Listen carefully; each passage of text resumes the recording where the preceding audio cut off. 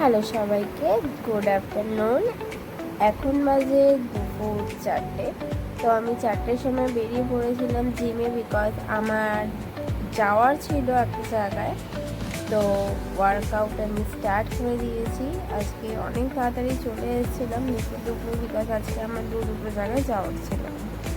তো চলো দেখি আমরা কোথায় যাবো।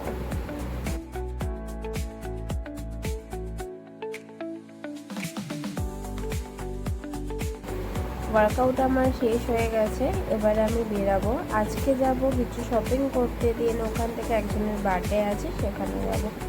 তো আমি বেরিয়ে পড়েছি।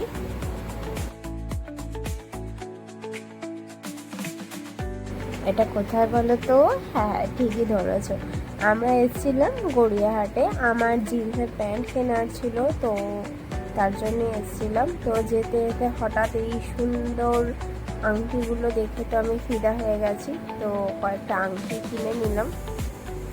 এবার আমি যাব ট্রেন্ডসে, ওখানে দেখবো যদি জিন্স ভালো পাওয়া যায় তো কিনবো। তো চলো, আমরা চলে এসেছি ট্রেন্ডসে।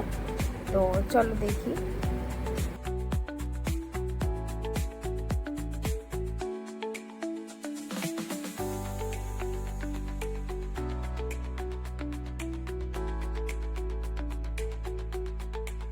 অনেক জিন্সই দেখেছি, বাট কোনোটাই আমার ঠিকঠাক মতন ফিট হচ্ছে না। তো ওখান থেকে চলে গেছিলাম প্যান্টালুন্সে।